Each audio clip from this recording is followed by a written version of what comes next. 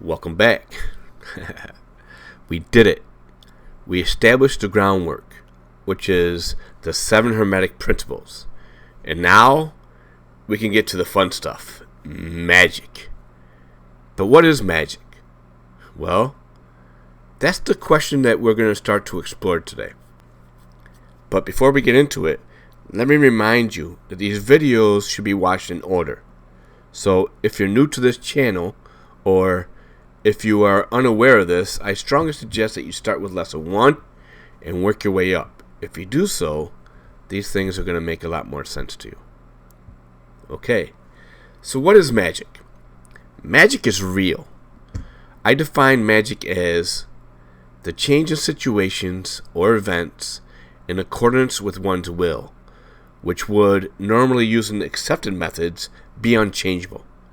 Magic occurs when one converts their emotions or their feelings, which is a form of energy, into a dynamically transmutable force by utilizing their conscious and their subconscious minds. Magic is reliant upon natural forces that is still being discovered by modern day science, aka quantum physics. These forces, although they may have been placed on this realm supernaturally, are not supernatural in themselves. These forces are part of nature, or they are part of the universe, or they're part of the source, or God, or whatever it is you choose to call the source of these forces. Magic is alchemy. Magic is transmutation. Magic is changing the vibration of things, and thus changing the property of things, and thus changing the identity of things. Okay? But we as Hermetics, we want to know the how. We want to know the why. We want to dig deeper than most. So how exactly does magic work? Well, it's all about your brain. Your brain is made up of 2 parts, the conscious side of the brain and the subconscious side of the brain. The conscious side is the I. It is the will.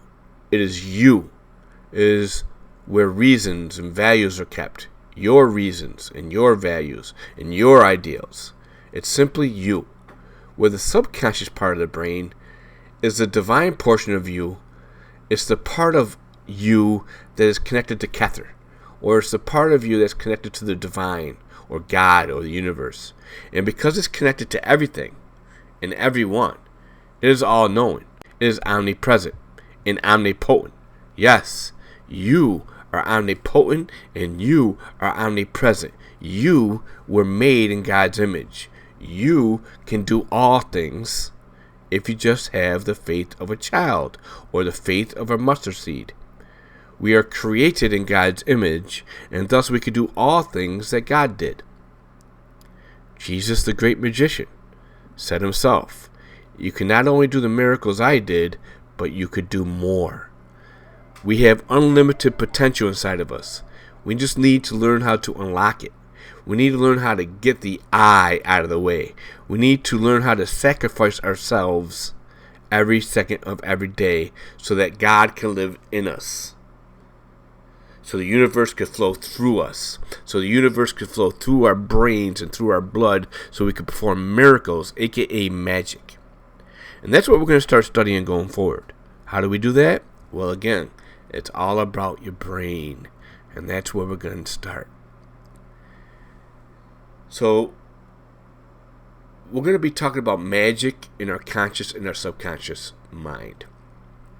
In order for your magic to manifest, you'll have to find a reliable way for your conscious mind to communicate with your subconscious mind. These 2 portions of your mind are polar opposites of one another, found in the principles of polarity. And hopefully by now you're starting to see how these principles are going to be involved in all the teachings that we do and how all this all sort of just starts to come together. But when you have an idea in your conscious mind, and when you impress that idea into your subconscious mind, that alters the vibration of your body. You see, your body, as we talked about when we discussed the principle of vibration, has an aura to it.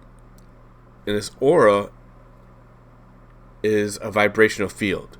Your body is a molecular structure. It's a massive energy that is at a very high rate of vibration.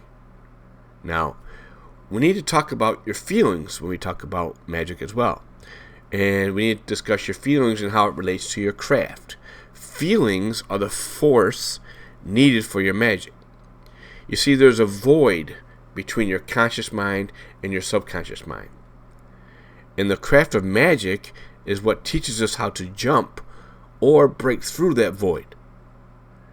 And feelings is the force that's often needed to break through that void. You see, the conscious mind and the subconscious mind, they don't speak the same language. So communication between the two is very difficult. But as we increase our skills as practitioners, as we practice the things that we're learning or practice what we're preaching, we find different ways to accomplish what we want. And, well, expressing proper feelings in a proper way at a proper time is just one of the ways that you could break through that void or jump across that void. Okay? I want to describe or define feelings. And this definition is probably going to be different than you've ever heard. If you can, I want you to write this down, because I believe you're going to get revelation from this definition. Okay? Revelation is defined as you relearning something that you thought you've already known. Okay? A feeling is defined by a practitioner as a conscious awareness of the vibrational state of your body. I'm going to say that again. A feeling is defined by a practitioner as a conscious awareness of the vibrational state of your body. Thus, when we experience different feelings, we are experiencing different vibrations. So the magical part of this is that we can be aware of our negative vibrations. You see, that's huge. So if we are aware that we are in a negative vibration, and we are aware because we are experiencing a negative feeling, then we can change it. Now, that may not be easy as snapping a finger, and it does take a little bit of training, but it is possible. Practicing our craft, or aka practicing magic, allows us not only to control our thoughts, but also our feelings.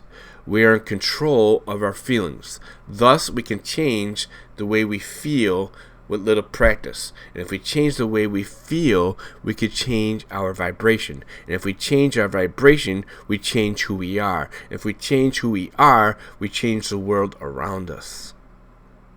Just think how powerful we can be with this little bit of magic.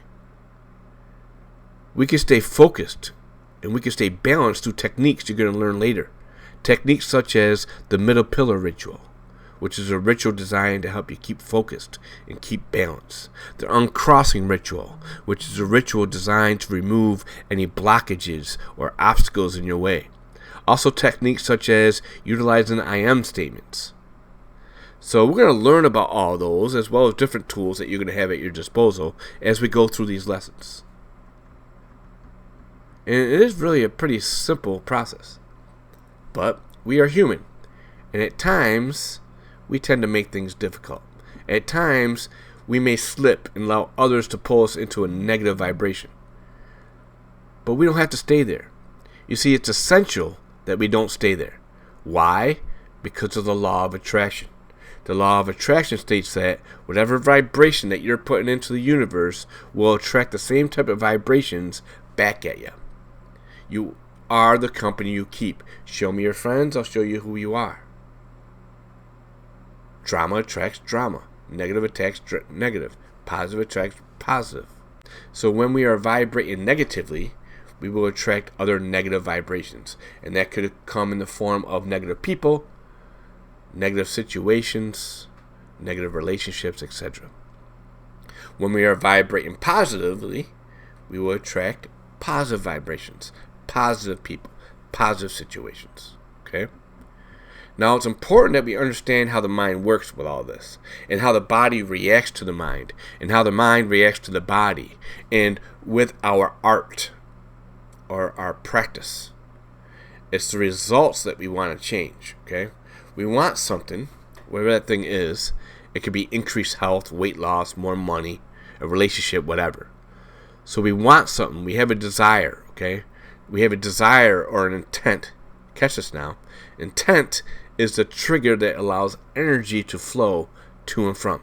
Intent is very important. It allows energy to flow to and from. It's the starting point. It's the desire or the intent is the key in manifestation. In order for something to manifest, you got to have very clear and defined intent. Let me see if I give you an example. Let's say you're sick. So you are a person, and therefore you have a conscious mind. And, well, the conscious mind is your will. It's how we perceive the world. It's how we perceive the world from our sight, from our hearing, from our smell, from our taste, from our touch, etc. Or in other words, it's our physical way we are processing the data that we are receiving in this plane of existence. And since we are this person, this sick person, and we're human, he not only has a conscious mind or a will, but he also has a subconscious mind, and he also has a body. Now, the conscious mind is pretty easy to control, and it has the ability to choose thoughts. This is why I'm constantly preaching, accepting, and rejecting your thoughts. It's something relatively easy to control, and I encourage you to continue to do that. So we have a thought. When we have this thought, what happens in our mind is that our mind changes those thoughts into pictures, and then transfers those pictures into our subconscious mind. For pictures are part of the language that the subconscious mind understands. As we transfer our thoughts into a language our subconscious mind understands, or into a picture, and then our subconscious mind takes that information and expresses an action. Now, I want to stop here for a second. The subconscious mind does not have the ability to reject a thought. No matter how crazy the thought is, the subconscious mind will receive it. There's no filter in the subconscious mind. The filter lies with the conscious mind. The conscious mind is the destroyer of thoughts. Okay? For that's where you have your rationale, and that's where you have your logic and your reasoning. They all reside in the conscious mind. That's why you often hear me say that with our art, it's the conscious mind that's the enemy. We don't have an enemy per se. We have an inner me, or the conscious mind, that we need to look at as our foe. I need to sacrifice myself daily. I need to strip my flesh, if you will, according to the Bible, so that God can live, or so that the universe can live. What that's really saying is, I got to get my conscious mind out of the way so that God or my subconscious mind can live. Your subconscious mind does not understand sarcasm or joking around or straight up silliness. So if you say something in fun or joking, and that enters in your subconscious mind will process it. Okay? Now, since our subconscious mind will receive any and all thoughts it receives, we have to be sure, 100% sure, we have to put effort, we have to put focus, we have to put practice into protecting the subconscious mind from negative thoughts. That is your job as a practitioner. That is your purpose as a practitioner. It's your number one task. We must control our thoughts, for once it is received by the subconscious mind, it will start to manifest whatever it is that we're thinking. And remember, you're doing magic all the time, regardless if it's on purpose or not. So once again, spiritual warfare. Protect and monitor your thoughts. Be a watchman, if you will. Because once a thought reaches your subconscious mind, we can no longer reject it. That's all we have time for today. In our next lesson, we are going to continue to learn about magic as to how it relates to our conscious and our subconscious minds. Please remember to like, comment, and share these videos. Until next time, peace out. One love.